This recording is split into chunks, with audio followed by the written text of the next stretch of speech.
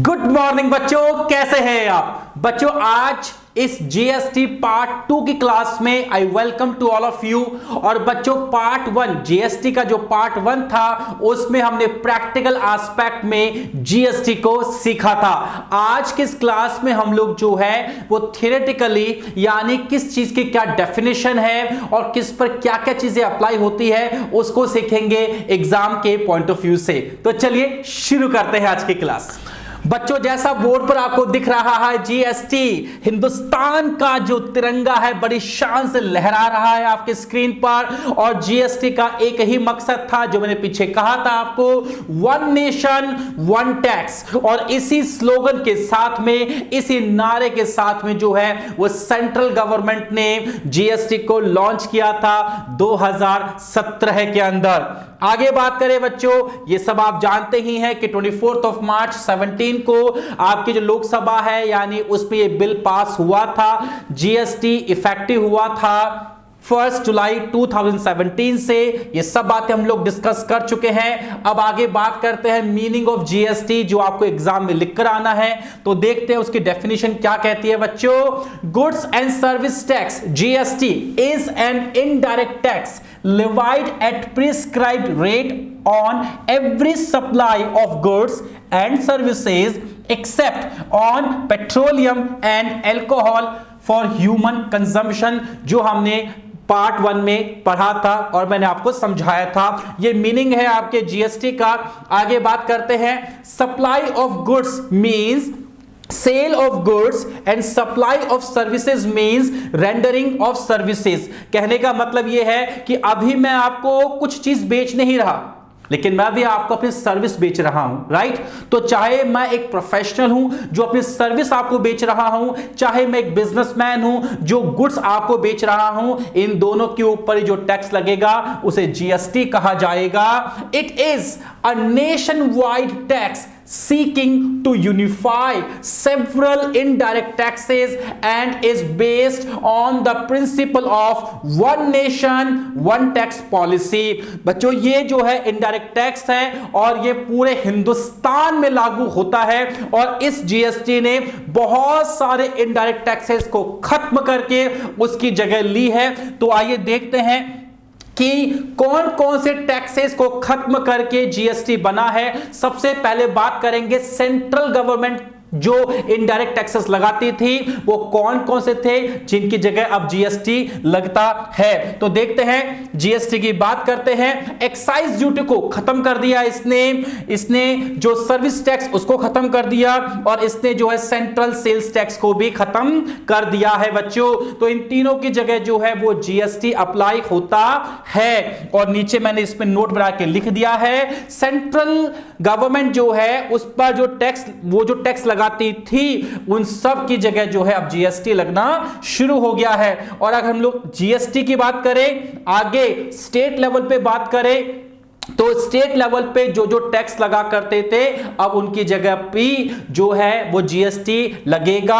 और वो कौन कौन से इनडायरेक्ट टैक्सेस थे। पहला था ऑक्ट्रॉय एंड एंट्री टैक्स, दूसरा आपके पास था परचेज टैक्स, तीसरा आपके पास था एंटरटेनमेंट टैक्स, चौथा आपके पास वैट था, बहुत ज्यादा पॉपुलर था ये, वैल्यू एडेड टैक्स, पांचवा जो था आपके पास वो है लग्जरी टैक्स, और छठा आपके पास है टैक्सेस ऑन लॉटरी। इन सारे टैक्सेस जो ये इनडायरेक्ट टैक्सेस थे इन सब की जगह जो है अब वो स्टेट लेवल पर स्टेट जीएसटी लगता है।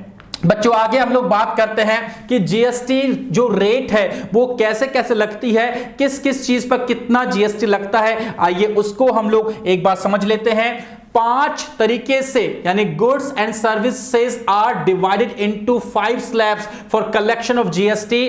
5 रेट्स है आपके पास में जीएसटी की। आइए देखते हैं उनको।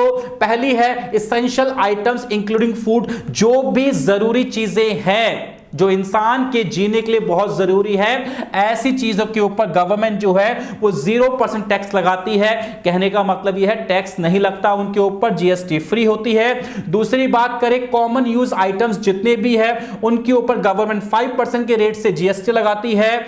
उसके बाद में जो स्टैंडर्ड रेट है उसमें 12% के रेट से जो है वो गवर्नमेंट यहां पर टैक्स लगाती है। आगे बात करें हम लोग तो जो अगली टैक्स की रेट है वो है आपके पास में 18%। और बच्चों ये समझ लो कि 12% और 18% जो है ये कॉमन रेट्स है जो कि मैक्सिमम कमोडिटीज मैक्सिमम चीजों पर लगती है। और इसके बाद अगर हम अगली बात करें तो लग्जरी आइटम और जो टबैको प्रोडक्ट्स होते हैं, बोलो जुबा, केसरी, है ना, तो इन सब के ऊपर जो है वो 28% के रेट से जीएसटी अप्लाई होता है। चलिए बच्चों आगे बात करते हैं। तो GST is paid on purchase of goods and services. तो जब भी हम लोग किसी से माल परचेज करते हैं तो जो टैक्स हम उसको देकर आते हैं उसे कहा जाता है इनपुट जीएसटी। और जब भी हम किसी को माल बेचते हैं और जो अपने कस्टमर से टैक्स यानी जीएसटी वसूल करते हैं उसे हम लोग कहते हैं आउटपुट जीएसटी। राइट बच्चों, अब आगे बात करते हैं। जो जीएसटी है, जो आपका इनपुट जीएसटी है वो आपका एक्सपेंस नहीं है, और जो आपने कलेक्शन किया है जीएसटी अपने कस्टमर से, जो आपका आउटपुट जीएसटी है वो आपकी इनकम नहीं है, ये याद रखिएगा। जो आपने इनपुट जीएसटी दिया है, परचेज करने पर जो टैक्स आपने दिया है उसे आप एसेट मानकर चलोगे, और जो आपने कस्टमर से वसूल किया है आउटपुट जीएसटी उसे आप लायबिलिटी मानकर चलोगे। और यही पॉइंट अगला कह रहा है कि इनपुट जीएसटी को आपको एसेट की तरह ट्रीट करना है अकाउंटिंग के अंदर, और जो भी आपके पास में आउटपुट जीएसटी है उसे आपको लायबिलिटी के रूप में ट्रीट करना है। इसके बाद हम लोग आगे चलते हैं, कुछ इंपॉर्टेंट नोट्स की बात कर लेते हैं। Usually GST paid on purchase of goods and services I input GST is not a cost for the purchaser but is an asset because it can be set off against GST collected I output GST. जो मैंने आपको part 1 GST part 1 में समझाया था, last का topic था, बिल्कुल उसी टॉपिक के बारे में बात कर रहा है कि जो भी आपका आउटपुट जीएसटी है वो इनपुट जीएसटी से हमको सेट ऑफ करना होता है। आगे बात करें, however in certain cases GST paid cannot be set off against GST collected. In such cases GST paid on purchase of goods and services is a cost for the purchaser. ये बड़ा important point है, ये बड़ा important point है। ये point क्या है वो समझ लीजिए। देखो क्या होता है, जब एक व्यक्ति ने गुड्स परचेज किया तो वो जिससे परचेज किया उसको जीएसटी देकर आएगा, इनपुट जीएसटी, फिर वो किसी और को सेल करेगा, फिर वो किसी और को सेल करेगा, तो कहीं ना कहीं जाकर तो वो चीज रुकेगी, कोई ना कोई तो व्यक्ति होगा जो उसको कंज्यूम करेगा। राइट, कि जैसे मान लीजिए पार्ले जी का बिस्किट बनता है, अब फैक्ट्री में पार्ले जी बन गया, अब मान लीजिए वहां से उसने जो एक डिस्ट्रीब्यूटर को बेचा, वहां पे जीएसटी कटा, फिर उसने मान लो बेचा होलसेलर को बेचा, फिर वहां पे जीएसटी कटा, फिर होलसेलर ने रिटेलर को बेचा, वहां पे जीएसटी कटा, और फिर जाके उस बिस्किट को मैं लेकर आ गया। अब मैं किसको बेचूंगा, मैं तो खाऊंगा उस बिस्किट को। तो I am the end user, I am the end user. तो जो एंड यूजर होता है, जो एंड कंज्यूमर होता है उस चीज का, किसी भी प्रोडक्ट का, उसके लिए जो जीएसटी है उसे कॉस्ट माना जाएगा, एक्सपेंस माना जाएगा, उसके लिए वो एसेट या लायबिलिटी की कैटेगरी में नहीं आएगा, क्योंकि वो आगे उसको किससे वसूल करेगा। बात समझ में आ रही है आपको, राइट। तो हम आगे चलते हैं इसके अंदर, तो वही पॉइंट यहां पे लिखा हुआ है, following are the cases where GST paid purchase of goods and services can not be set off against GST collected. जो मैंने कहा कि जो एंड यूजर है आपका, जो आपका एंड यूजर है, उसके लिए इसे एसेट या लायबिलिटी के रूप में हमको लेकर नहीं चल रहा है। जैसे कि मैं आपको एग्जांपल देके समझाता हूं इसके अंदर, परचेज ऑफ व्हीकल्स। अब मान लीजिए आपने अपने पर्सनल यूज के लिए कोई गाड़ी परचेज की, कार परचेज की, तो आपने कार परचेज की, कार परचेज करने पर जीएसटी लगेगा, तो शोरूम वाले ने आपसे जीएसटी ले लिया, अब कार लाके अपने खड़ी कर दी, क्या करोगे, जो जीएसटी, जो इनपुट आपने जीएसटी दिया है उसका क्या होगा, कुछ नहीं, वो आपकी कॉस्ट है। आपकी 8 लाख रुपए कार थी, मान लो उसके ऊपर आपने 50,000 रुपए का जीएसटी पे कर दिया, तो कार बैठी आपको 8.5 लाख रुपए की, तो आपको उस 50,000 को अपना एक्सपेंस मानकर चलना है। कुछ और एग्जांपल्स देख लेते हैं। Repairs and maintenance of building, आपने अपनी बिल्डिंग में कुछ ठीक करवाया है, कोई सर्विस करवाई है आपने उसके अंदर, उस पर आपने टैक्स दिया, तो भी आप उसके एंड यूजर हो, राइट, तो भी वो आपके लिए कॉस्ट मानी जाएगी। और बात करते हैं फ्री गिफ्ट टू स्टाफ। आपने अपने स्टाफ को कुछ फ्री में बांट दिया, तो जहां से आपने परचेस किया होगा वहां तो आपने जीएसटी पे किया होगा, लेकिन क्या आपने स्टाफ को ये कहोगे कि आप कि चीज तो आप फ्री में ले लो, गिफ्ट तो आप फ्री में ले लो, लेकिन इस पर जीएसटी वसूल करूंगा? ऐसा हो सकता है क्या? नहीं हो सकता ना ऐसा। इसके अलावा आगे बात करें तो payment for goods and services for personal use. अभी मान लो आपका कोई केस चल रहा है, आप किसी लॉयर के पास गए, उससे आपने कुछ आपने एडवाइस ली, उसने आपसे फीस ली और जीएसटी उसने आपसे लिया, तो आपने जो जीएसटी का अमाउंट देकर आए हो उसका क्या करोगे? वो तो आपकी कॉस्ट ही है।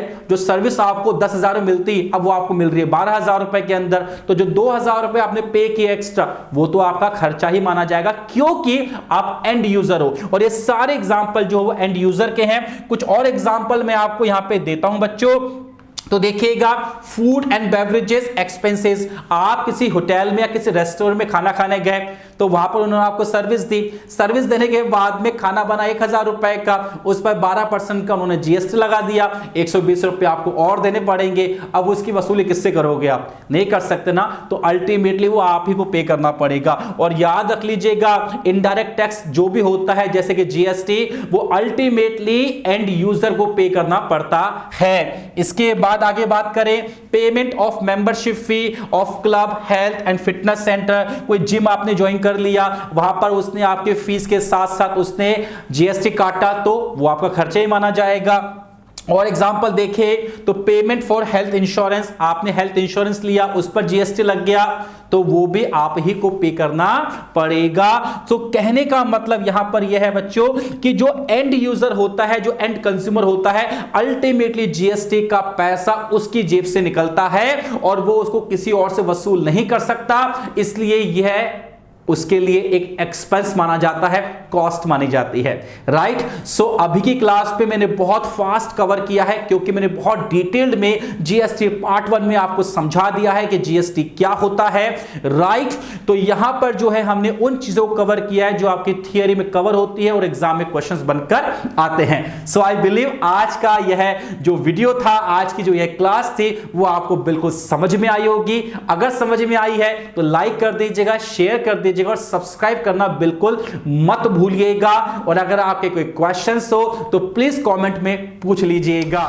मिलते हैं अगली क्लास में अगले ही इंटरेस्टिंग टॉपिक के साथ। तब तक स्वस्थ रहिए, मस्त रहिए और अकाउंट्स मेरे साथ पढ़ते रहिए।